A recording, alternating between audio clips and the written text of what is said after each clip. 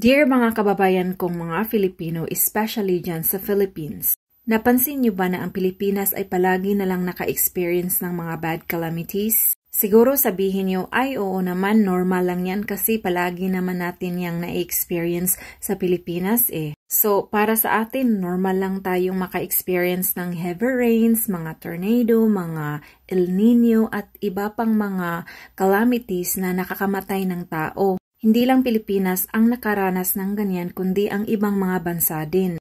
Guys, alam niyo ba na we are facing the end of the world? Totoo yan pero okay lang kung ayaw niyong maniwala sa akin kasi mostly nga sa atin ay mga distracted.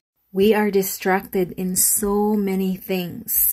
God said, never ever worship any other idols because I am the only God and no one else.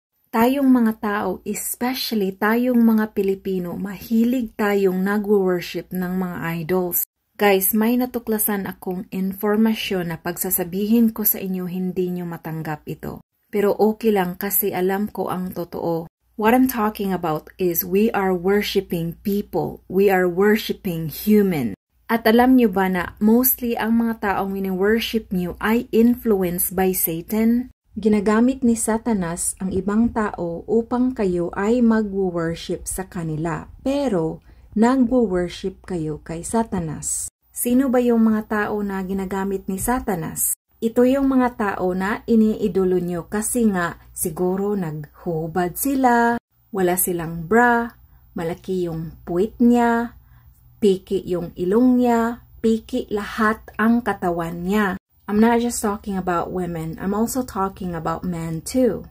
Hindi nyo ba na-realize na pag ang tao ay nagpaparitoke from head to toe, nagiging sikat na? Hindi lang ang Filipino, pati din dito sa Western world. Kasi nga guys, sila yung perfect example, perfectong ginipig ni Satanas. Gusto ni Satanas na i-distract kayo gamit ang kanyang katawan. Tapos, iniidolo nyo naman, wow, gumaganda na siya, wow, nagpaparituki na siya, wow, gwapo na siya. Tapos, hinahangaan natin, diba? Kasi nga, gusto din ni Satanas na magsiselos tayo, gusto natin na magiging kamukha natin sila, gusto natin na iparirituki din natin ang ating katawan kasi nga, gusto nga nating magpa-follow kay Satanas. At hindi nyo ba napansin na bakit sila pinasisikat? Influensya din yon kay Satanas.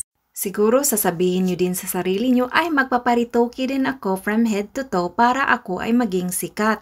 Listen to those words. Si Satanas ay nagtatago behind us human because he wants to prove to the world, especially kay God, na siya ay powerful, na siya ay nakakadistract ng mga tao. At tinatawanan lang niya tayo, especially tinatawanan din niya si God. Kasi alam niya na marami siyang na-influensyang mga tao. Kaya nga, the more we are distracted guys, the more God will punish us. The more God will send bad calamities. Marami pa tayong mai-experience na ayaw nating mangyari. Pero huli na ang lahat. And God sent me to tell you this message. God save you all and save yourself.